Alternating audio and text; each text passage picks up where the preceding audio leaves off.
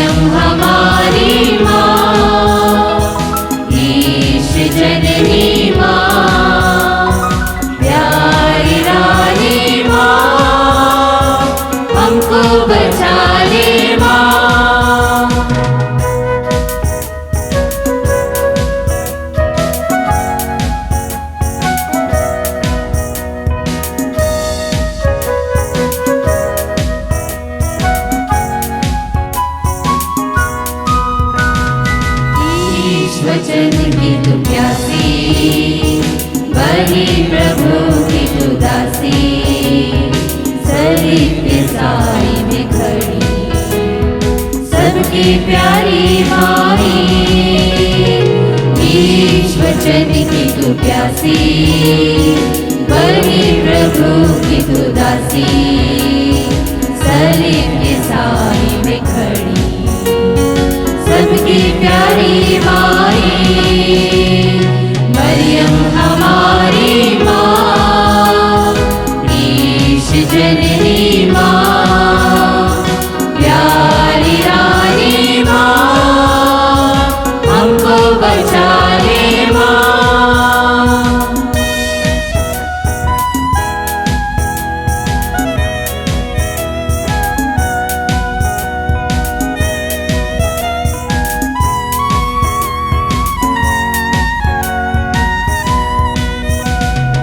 जीवन के हर एक मोड़ पर थाम माँ तेरा आंचल, जब जब मैं थक जाऊँ पिला दे संजीवन जल।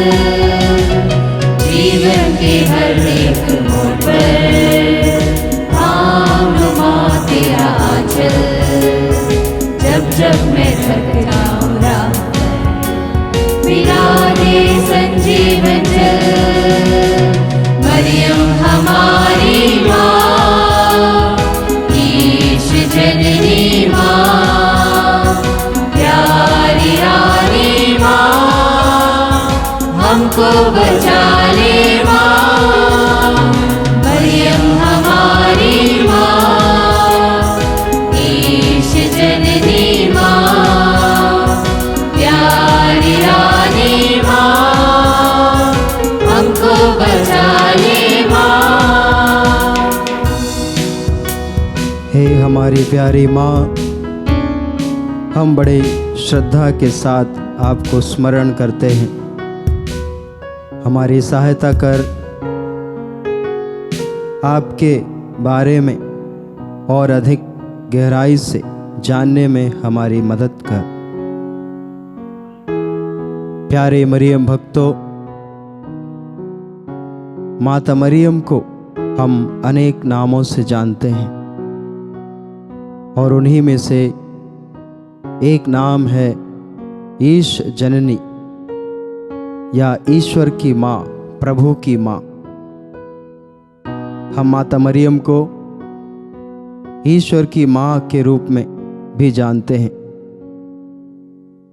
और कई बार कुछ लोगों को इस पर आश्चर्य होता है, कुछ लोगों को इस पर आपत्ति होती है। कुछ लोग समझ नहीं पाते कि ऐसे कि माता मरियम को हम ईश्वर की माँ कैसे कह सकते हैं। माता मरियम एक इंसान मात्र है, सीमित इंसान, और ईश्वर असीम है। ईश्वर का कोई और छोर नहीं, कोई आदि और अंत नहीं। फिर वो ईश्वर, उस महान ईश्वर का एक मनुष्य जाति में से एक व्यक्ति, उसकी जननी या उसकी माता कैसे कहला सकती है। ये तो ऐसे हुआ मानो महासागर को हम, या मानो नदी को हम महासागर की माँ कहें, या यूँ कहें कि महासागर का जन्म नदी से हुआ। इतना महान विशाल महासागर, एक छोटी सी नदी इतने महान विशाल महासागर को कैसे जन्म दे सकती है। हालांकि ये उदाहरण हमारे इस सवाल को पूर्ण रूप से स्पष्ट नहीं करता, पूर्ण रूप से नहीं समझाता।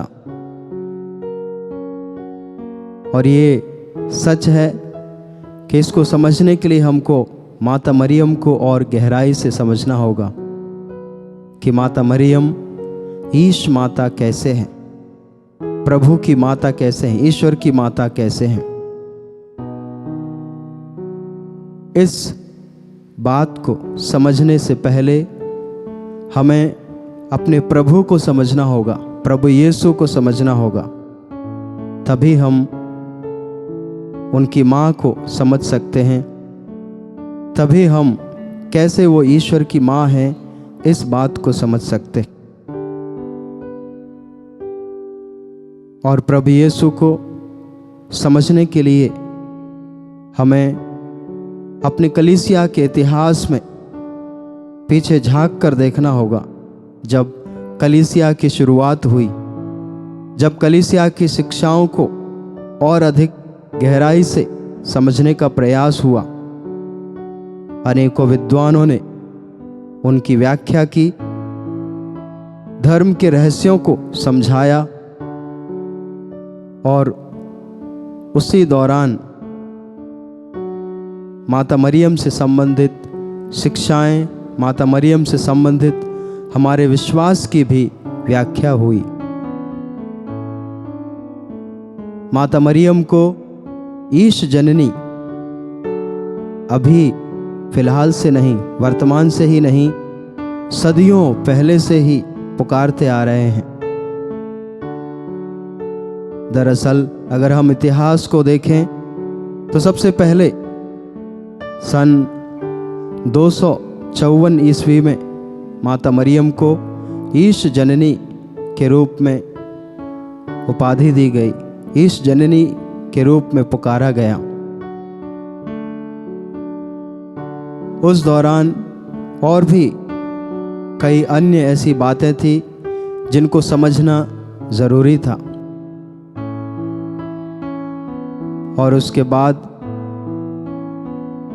कुछ लोगों को उसी समय इस पर आपत्ति हुई कि कैसे हम माता मरियम को ईश जननी कह सकते हैं। और उसी दौरान कॉन्स्टेंटिनोपल के बिशप हुए थे नेस्टोरियस, जिनका नाम था, उन्होंने इस पर आपत्ति की। उन्होंने कहा कि माता मरियम को ईश जननी नहीं बल्कि ख्रिस्त जननी या प्रभु यीशु के मानवीय रूप की जननी कह सकते हैं, क्योंकि प्रभु यीशु में मानव रूप है और ईश रूप है, और इसलिए प्रभु यीशु के मनुष्य रूप की माँ माता मरियम को कह सकते हैं। ईश्वरी रूप की माँ उसको नहीं कह सकते, या ईश्वर की माँ नहीं कह सकते, बल्कि क्रिस्त की माँ कह सकते हैं, यीशु की माँ कह सकते हैं, यीशु जननी।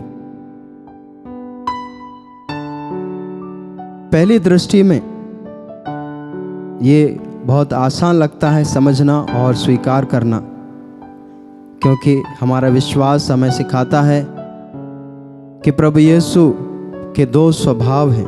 प्रभु यीशु ईश्वर हैं, लेकिन उनके दो स्वभाव हैं, मानवीय स्वभाव और दैवीय स्वभाव। और चूंकि माता मरियम एक मानव है, मनुष्य जाति से हैं, सांसारिक व्यक्ति हैं, संसार में पैदा हुई व्यक्ति हैं,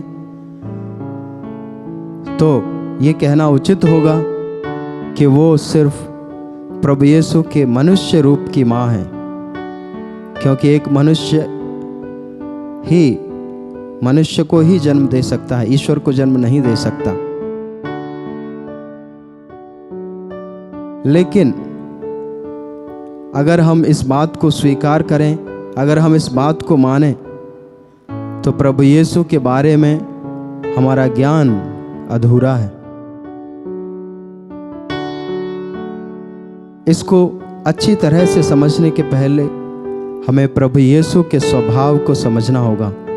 प्रभु यीशु के दैवीय स्वभाव और मनुष्य स्वभाव का अर्थ क्या है, और इसको समझने से पूर्व ये भी समझना होगा कि प्रभु यीशु इस दुनिया में क्यों आए और उन्होंने हमें किस तरह से मुक्ति प्रदान की।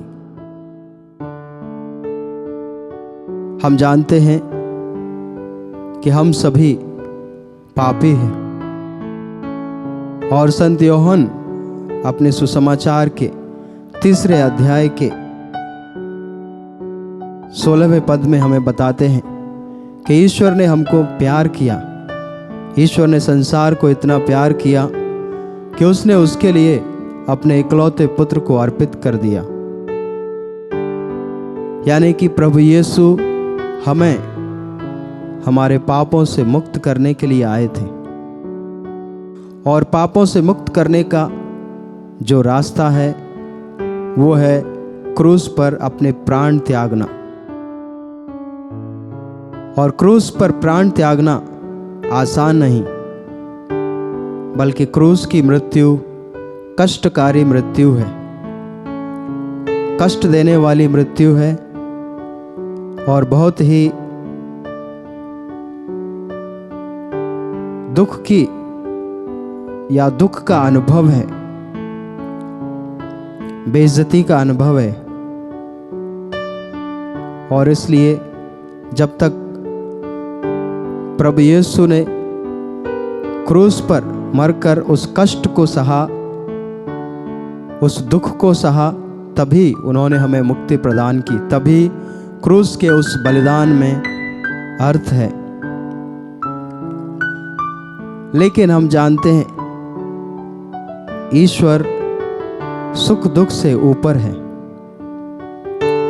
ईश्वर संपूर्ण है, उसमें किसी बात की कमी नहीं है। और अगर ईश्वर चाहे तो बिना कष्ट सहे भी हमको मुक्ति प्रदान कर सकते हैं। इसीलिए उन्होंने मनुष्य स्वभाव धारण किया, ताकि वो मनुष्यों के कष्टों को समझें, उसे महसूस करें। तो ये प्रभु यीशु का मनुष्य स्वभाव, सुख दुख को महसूस करना, क्रूस की कष्टकारी मृत्यु को गले लगाना। और प्रभु यीशु में हम दूसरे स्वभाव के दर्शन करते हैं, दैवीय स्वभाव, जिसमें हम देखते हैं प्रभु यीशु अनेक चमत्कार करते हैं, स्वर्ग के रहस्य हमें देते हैं, पापों की क्षमा प्रदान करते हैं, रोगियों को चंगा करते हैं। प्रभु यीशु के ये दो रूप, दैवीय रूप और मनुष्य रूप, या दो स्वभाव, एक ही व्यक्ति के दो स्वभाव, ईश्वरीय स्वभाव और मनुष्य स्वभाव, ये दोनों स्वभाव एक दूसरे से अलग अलग नहीं हैं। इन दोनों स्वभावों को एक दूसरे से अलग नहीं किया जा सकता। ऐसा भी नहीं है कि एक समय पर प्रभु यीशु मनुष्य हैं और दूसरे ही क्षण ईश्वर हैं। वो एक ही समय पर पूर्ण रूप से ईश्वर हैं और एक ही समय पर पूर्ण रूप से मनुष्य हैं। तो अगर हम कहें कि माता मरियम केवल ईश्वरीय स्वभाव की माँ है, या माता मरियम ने केवल प्रभु यीशु के मनुष्य स्वभाव को जन्म दिया, तो ये संभव नहीं है। क्योंकि प्रभु यीशु जिस समय मनुष्य स्वभाव है, उसी में ईश्वरीय स्वभाव निहित है। ये दोनों स्वभाव अलग अलग नहीं हैं। तो अगर माता मरियम प्रभु यीशु के मनुष्य स्वभाव की माँ है, तो वो प्रभु यीशु के दैवीय स्वभाव की भी माँ है, और इसलिए उन्हें ईश जननी कहना उचित है, सर्वथा सही है। आइए हम उसी ईश जननी माता मरियम को धन्य कहें, जिन्होंने हमारे लिए ईश्वर को पृथ्वी पर लाने का माध्यम बनी, जो हमारे लिए ईश्वर को मनुष्यों के बीच में लेकर आई हैं। आइए इस भजन के द्वारा माता मरियम को हम धन्य कहें।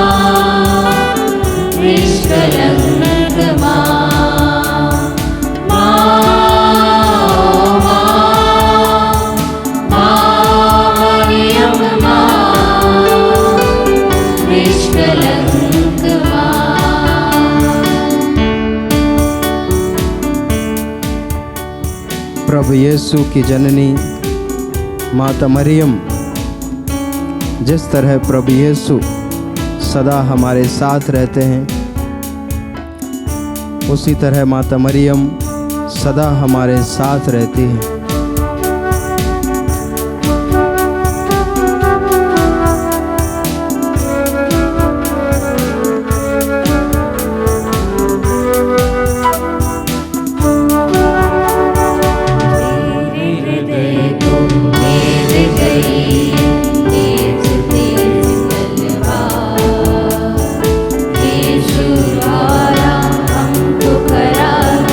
अब सागर अब पार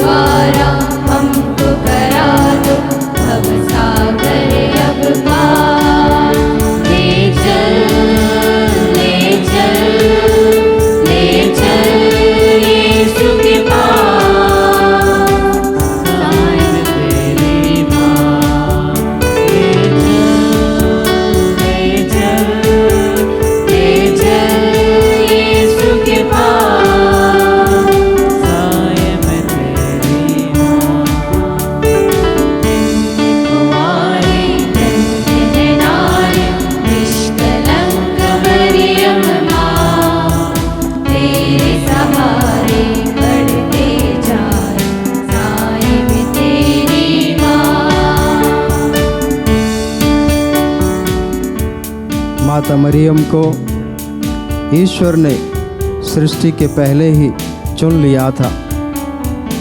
भले ही वो शारीरिक रूप से इस दुनिया में एक विशेष समय पर आई, लेकिन प्रभु के मन में, प्रभु की योजना में वो सृष्टि के पहले से ही थी और सृष्टि के अंत तक सदा रहेंगी और मानव मुक्ति के इतिहास के अंत तक सदा जीवित रहेंगी।